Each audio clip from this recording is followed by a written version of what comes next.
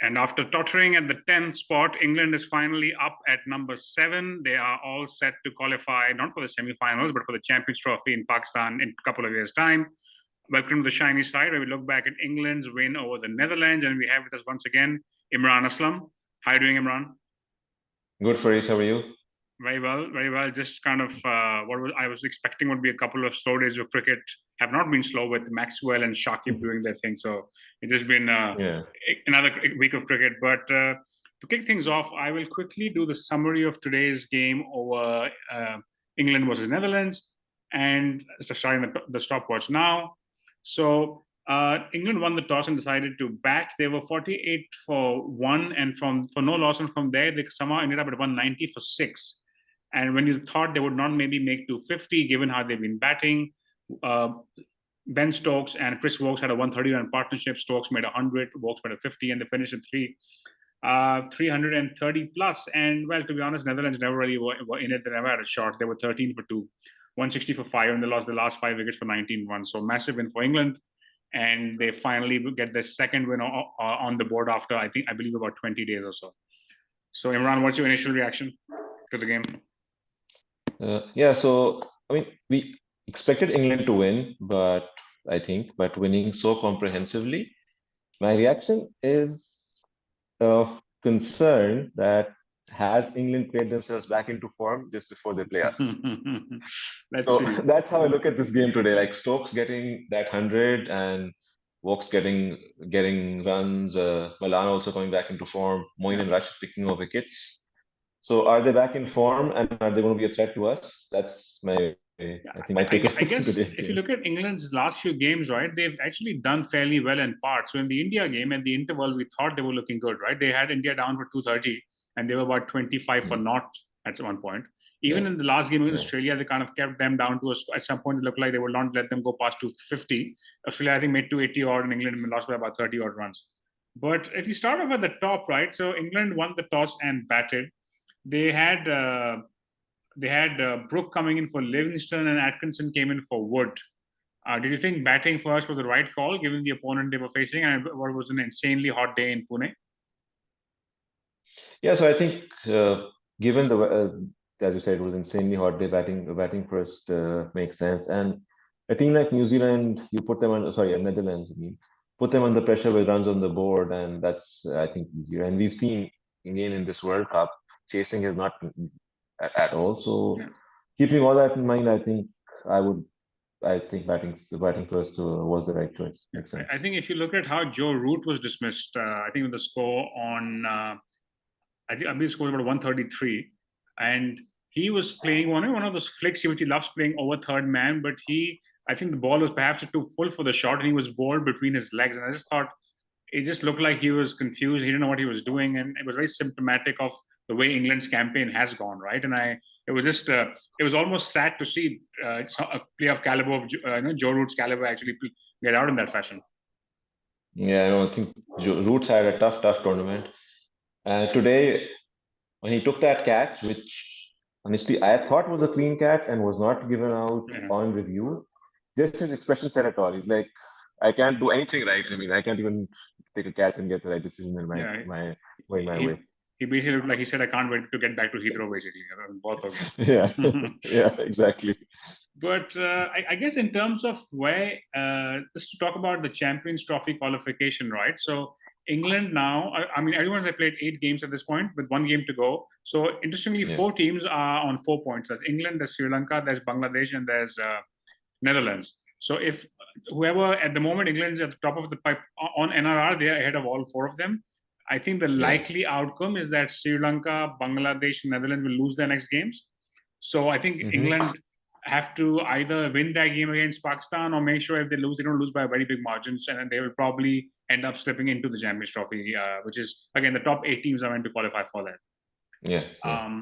But I think going back to Ben Stokes' knock, right? I think one of the classic Stokes knocks where he was, I believe, on 40 or 48 balls.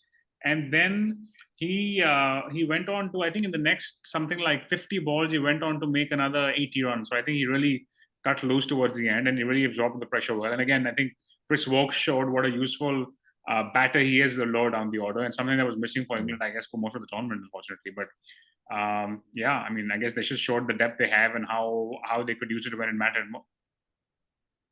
I think we saw the old Stokes back today after having been out of the side, coming out of retirement for this tournament. He didn't look like his old self at all for the first few games, but today I think we finally saw the old Stokes. He played, you can think back of his innings in the World Cup final or think back of his innings at Headingley in the Ashes.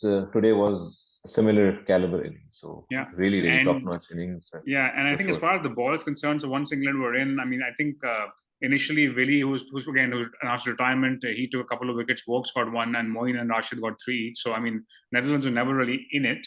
This is possibly Stokes' last ODI 100. I don't know if this is his last white ball 100 because I'm not really expecting him to play ODIs again after this World Cup. So, and I'm also expecting him not to score 100 against Pakistan on Saturday. So, that's the important point. Yes. Before we move on to what's coming up tomorrow, we have a question coming in from Hadi Fazal, who is 10 years old, I believe, out of Singapore. And his question is, if a ball bounces twice, once on the pitch and once off the pitch before hitting the batsman, is it a dead ball? And I think the answer is it is, right, Imran? I mean, if a ball bounces twice, generally speaking, before it gets to the batsman, it is a dead ball. So it's a no ball actually now, I think. It is a no ball? Mistaken. I think there was a rule change a few years back. It used to be a dead ball. I think it's a no ball now. Okay. I think so. I'm not sure, but I think it's a no ball. Hadi, I hope that answers your question. If you want to ask any questions, please leave a comment on the YouTube video and use the hashtag AskChinyShide, or you can feel free to message us on Insta, Facebook, or Twitter.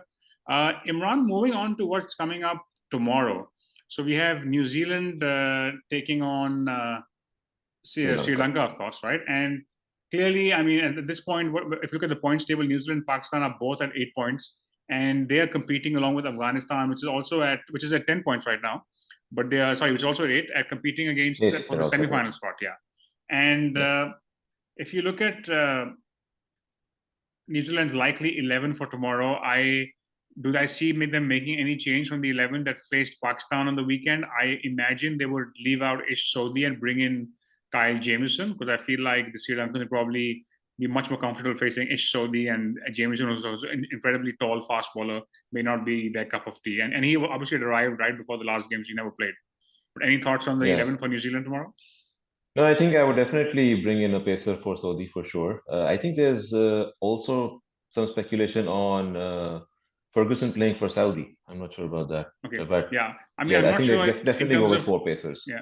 In terms of fitness, whether Ferguson and whether even Nisham are fit, I'm not quite sure at this point. But if you have more info, if your information is more recent than mine, then maybe that's and if that makes sense, right? If against Sri Lanka, going with Ferguson. Yeah. I guess before we get into the game, so in terms of where we are, New Zealand's run rate is quite ahead of Pakistan right now. So for Pakistan, assuming New Zealand win this game by a run, the rough equation for Pakistan could be they would need to beat England either by around 130 or 140 runs, or they need to chase down whatever England scores in about 28 overs.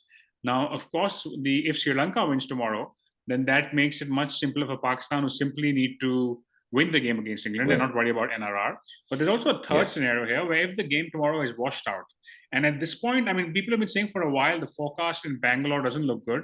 The forecast is there is a definite chance of rain most of the afternoon. I'm just not sure if it's enough to make it a washout. So I think it could work both ways, right? Because if the match is washed out, then sure, Sri Lanka get a point, so New Zealand and Pakistan simply have to win their last game to qualify.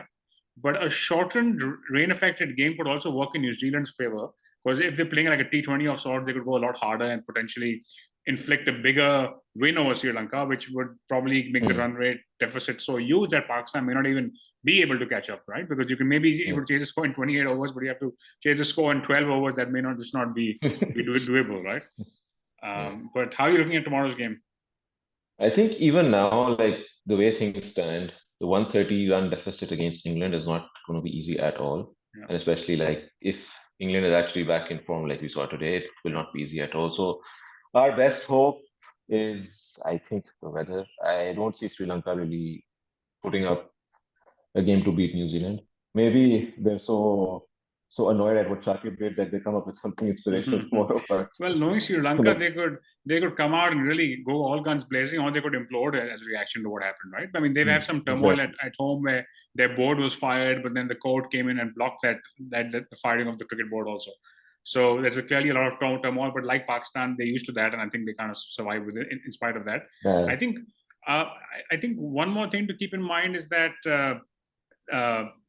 yeah, I mean, I guess with Sri Lanka, they've generally have a pretty good record against New Zealand. So in spite of what looks like a weak side at this point, but we'll have to wait and see. What do you think would Sri Lanka look to do if they win the toss tomorrow?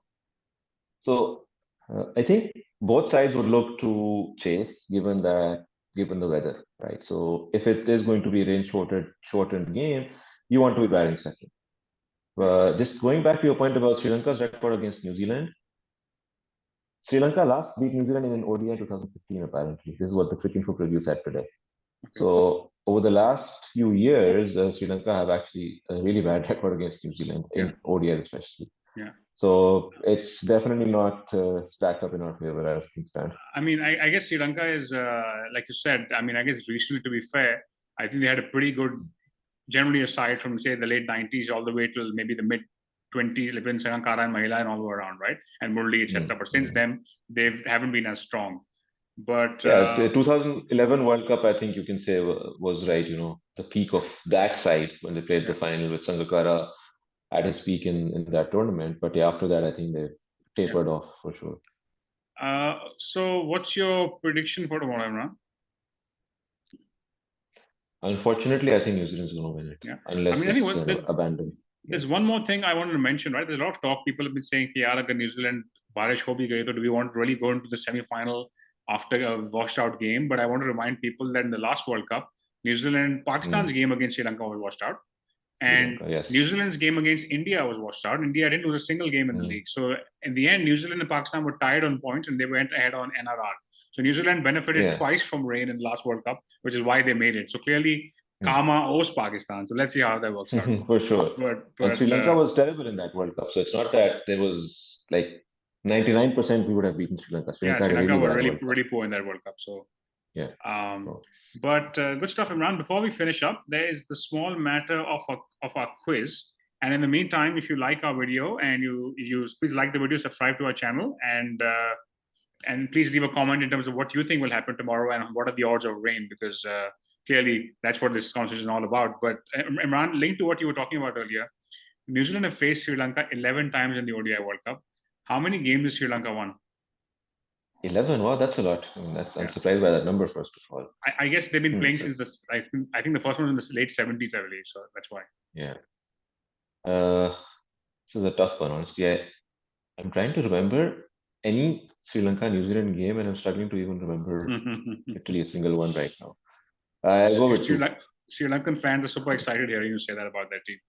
But the answer is actually 6. Oh, really? Wow.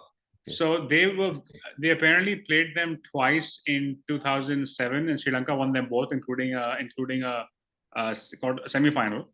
They also played them twice in the 2011 World Cup in India, and Sri Lanka won both, including a semi-final. So okay. But 2011 semi-final was Sri Lanka, New Zealand. Okay. Yes, that's right. After Sri Lanka beat a very strong after New Zealand beat a very strong South African side in the quarterfinal. Yes. But good stuff, Imran. Thank you for being on the show, and I look forward to see how the games roll out tomorrow. Yeah. And thank you for having me, Chris. In the meantime, we'll be back tomorrow night after the New Zealand-Sri Lanka game, and we probably have a lot more clarity in terms of what Pakistan needs to qualify on that point. So please tune in tomorrow and stay tuned to the shiny side.